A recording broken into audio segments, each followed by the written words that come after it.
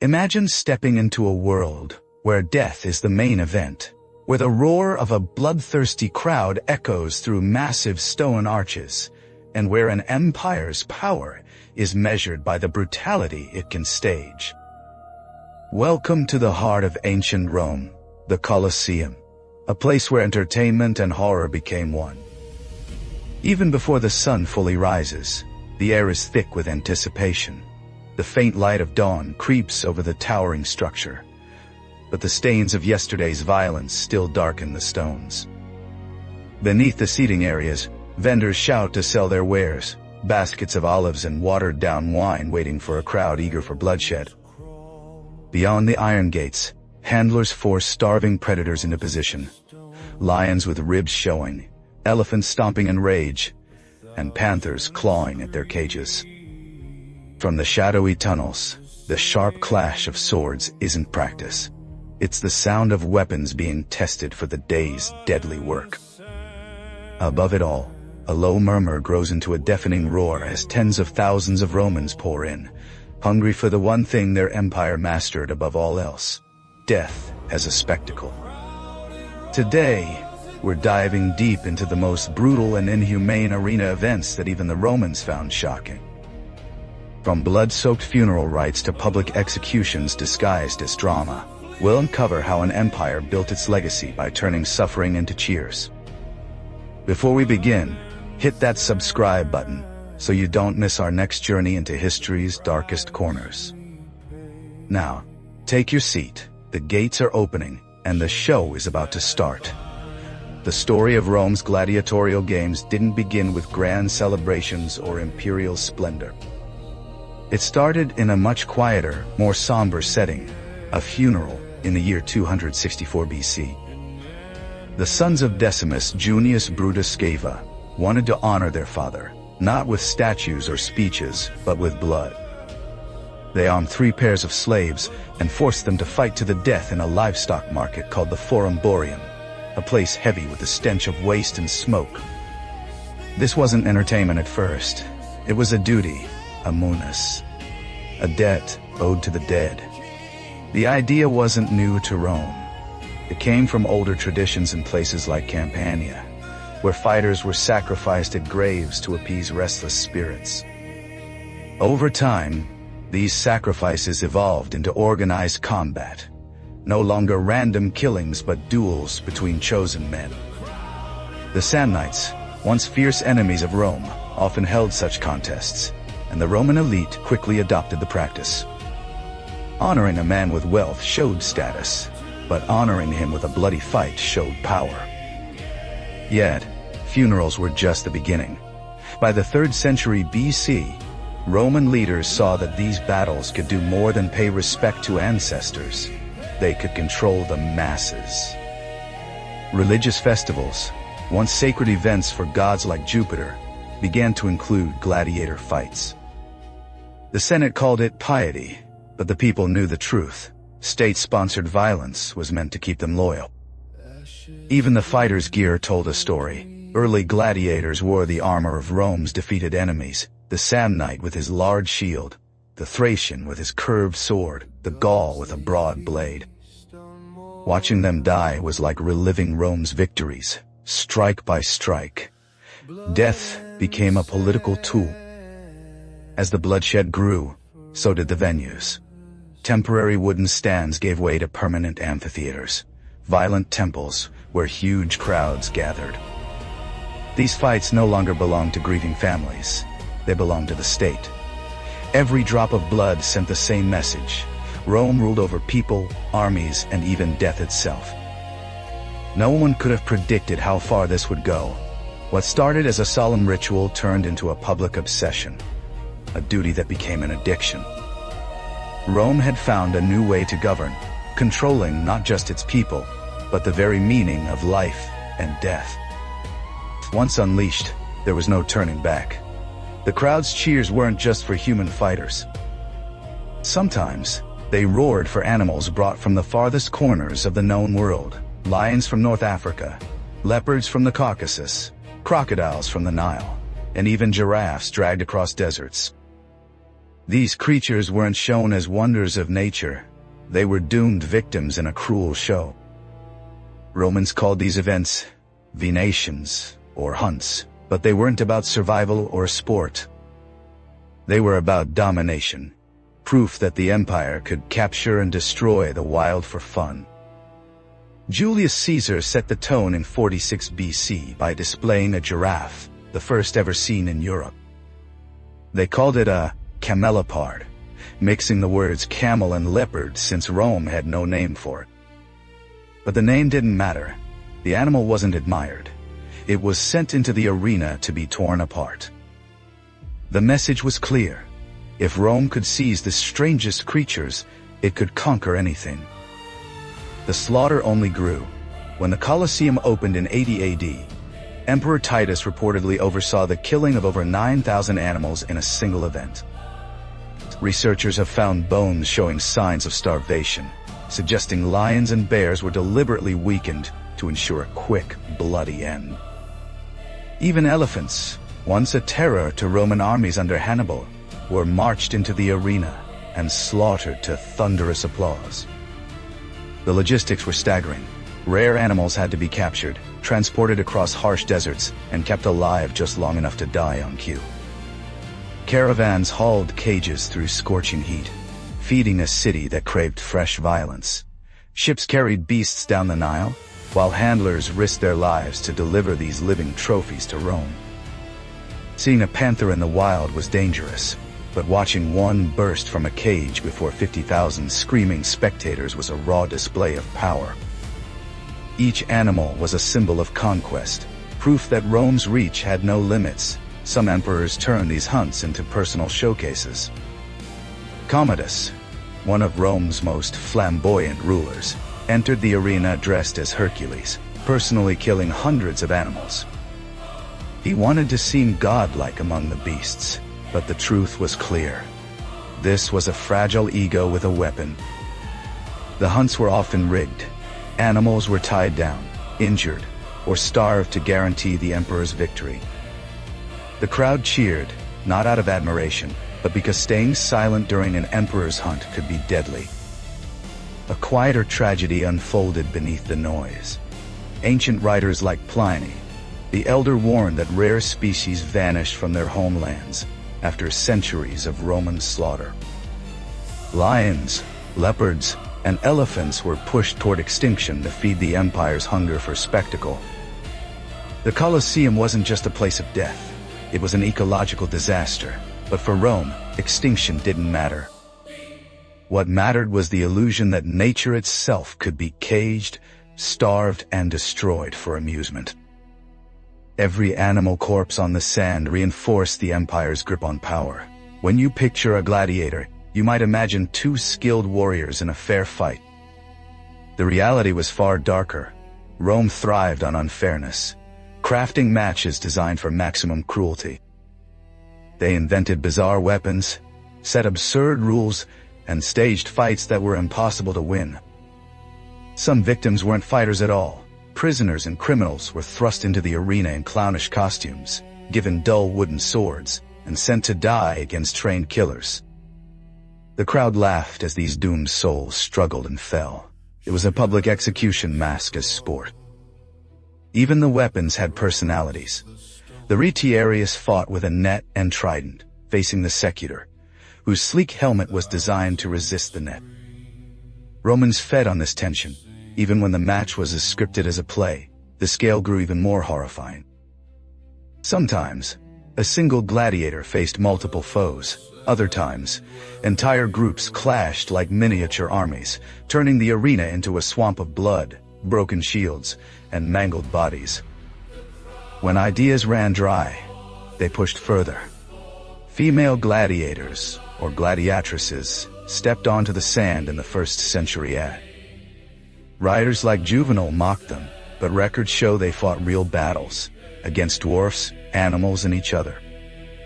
Their presence broke gender norms but revealed a harsher truth. No one, man or woman, was safe from Rome's thirst for spectacle. Even the helmets were tools of torment. Some blocked vision or muffled sound, forcing fighters to battle half-blind while the crowd howled with laughter. Others were so heavy that just lifting one's head was a struggle.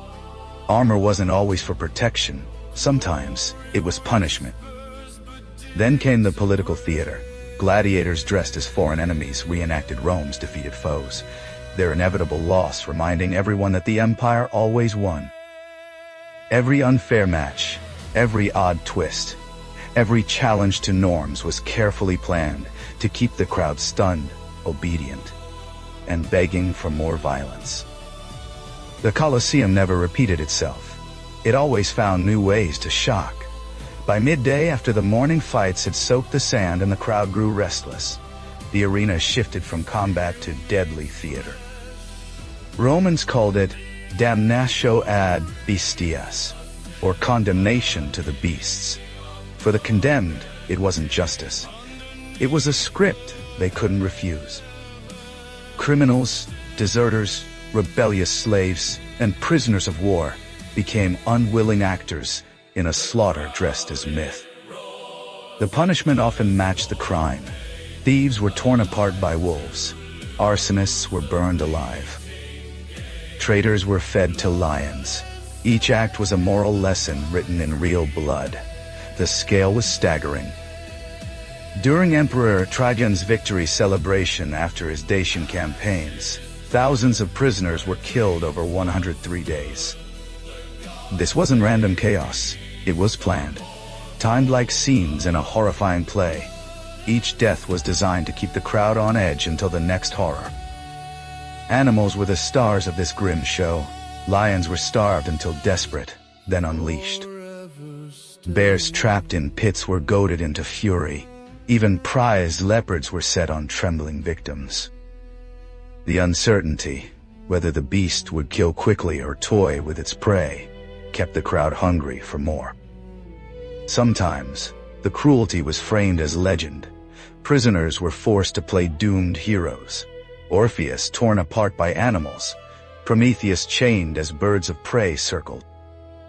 Sometimes, it was a performance, a cruel, mocking stage play. For the condemned, dying wasn't enough. They had to act out their own destruction, retelling Rome's myths with their bodies. The brutality went beyond beasts. Crucifixion, borrowed from Eastern traditions, was performed inside the arena. Victims were nailed to wooden crosses, while vendors sold wine and children played nearby. Fire became part of the show, too. Prisoners were dressed in the tunica molesta, a garment soaked in pitch, then set ablaze. They became human torches, writhing as smoke rose. As the writer Tertullian bitterly noted, they were living flames. These deaths weren't just grim entertainment. They were warnings carved into flesh. To defy Rome meant a slow public death before thousands. Not everyone could stomach it. Seneca wrote that the midday executions numbed him, stripping away empathy instead of purifying the soul. But his unease was drowned out by a crowd gathered not for justice, but for the thrill of revenge. Rome's cruelty wasn't limited to sand and steel. Sometimes emperors demanded entire seas within the city. Staged naval battles, or naumachie, were massive displays where water itself became a weapon. Julius Caesar started this in 46 BC, digging a huge basin near the Tiber River, filling it with water and real ships. Thousands of condemned prisoners were forced aboard and made to fight as rival navies. They weren't actors. They were men doomed to die for the crowd's amusement. Arrows, siege weapons, and blades turned the water into a floating battlefield. Augustus took it further in 2 BC, building a basin nearly 600 meters long and 60 meters wide, fed by a special aqueduct just to keep it full. 30 warships clashed there, packed with prisoners who would never survive. In 52 AD, Claudius outdid them, draining Lake Fucino for another naval spectacle. When the captives greeted him with the haunting words, "Moraturiti salutant," those about to die salute you, history gained one of its most chilling phrases. Whether planned or a cry of despair, it captured the hopelessness of men treated as props. Fire played its own dark role in these stories. Victims in pitch-soaked garments were cast as legendary figures facing fiery deaths. Hercules dying from poison, or Mucius Scaevola proving loyalty by burning his hand. The crowd laughed at their screams, reducing heroism to ashes and turning sacred tales into mockery. Even the Colosseum's design fed Rome's hunger for control.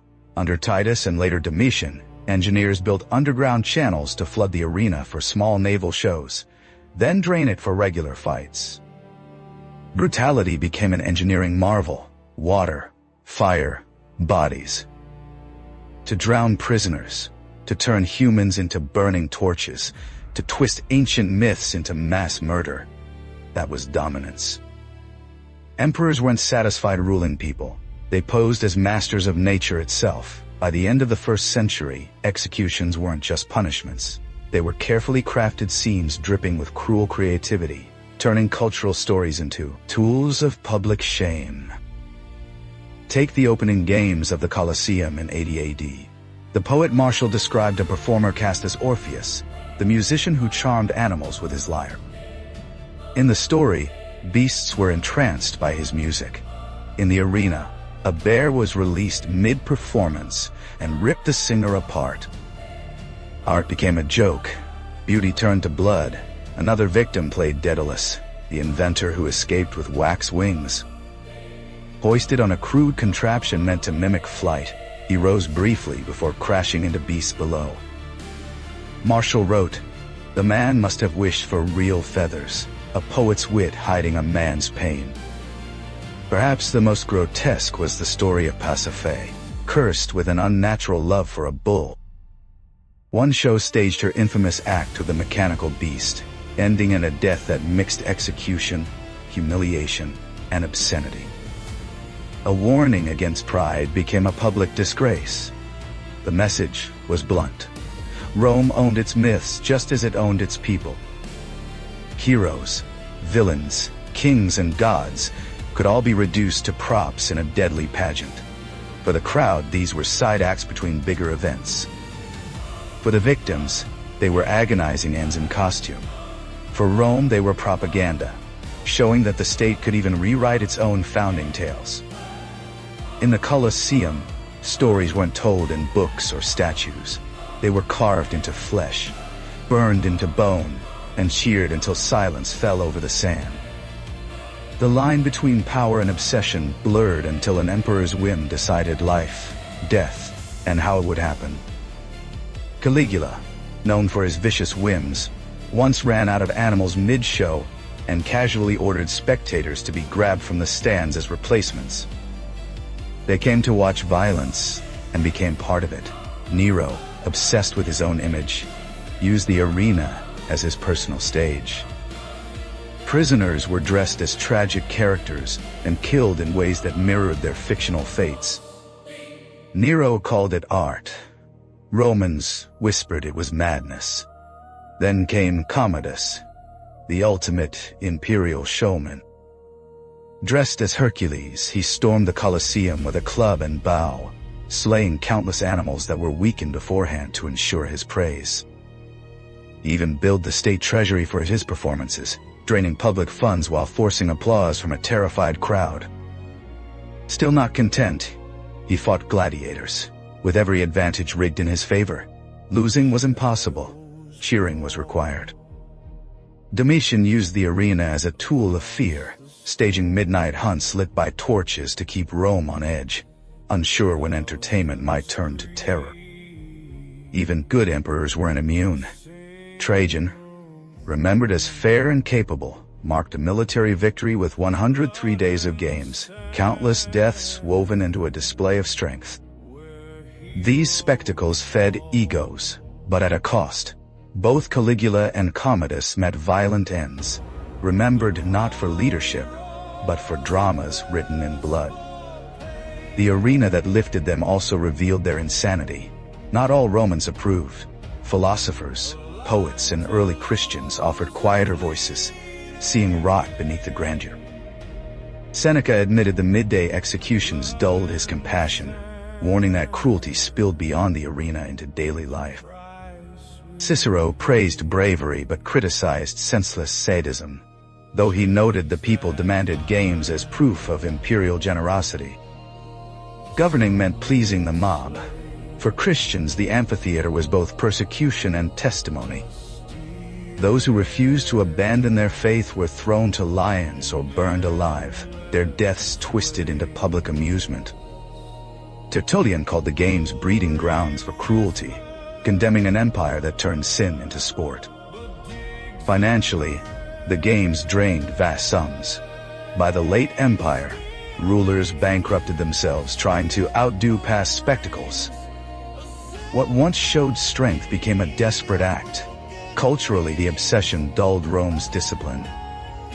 Citizens who once valued hard work now demanded free bread and endless shows. Juvenal mocked this greed with the phrase, panem et circenses, bread and circuses. To him, the hunger for spectacle showed how far Rome had strayed from its republican roots. As borders weakened and funds ran dry, the arenas decayed. By the 5th century, the Colosseum, still towering, stood empty, its floor silent, its infamous roars gone. But the moral questions lingered. Could a society that trained its people to enjoy suffering truly endure? History suggests no. Today, the Colosseum stands as a haunting ruin, weathered yet grand. Walking its underground passages, you can almost hear echoes, metal clashing, beasts growling, 50,000 voices as one. The stone is easy to admire. Harder and truer is remembering its purpose. Cruelty made routine. Rome's arenas weren't just about blood. They were about control, shaping how people thought, felt, and obeyed. Every staged hunt, every execution, every myth replayed through pain had one goal: to project unbreakable power. This is the warning carved into its ruins. A society that glorifies violence eventually crumbles under the weight of its own fascination. So we ask you, which of these horrors, the animal hunts, the human torches, or emperors drunk on their own performances, best reveals the darkest part of Rome's soul? Share your thoughts below. If this look into Rome's savage past gripped you, make sure to subscribe so you don't miss our next story from Script Historians. Until then, remember, though the Colosseum is quiet now, the echoes of its brutal past still whisper through the stones.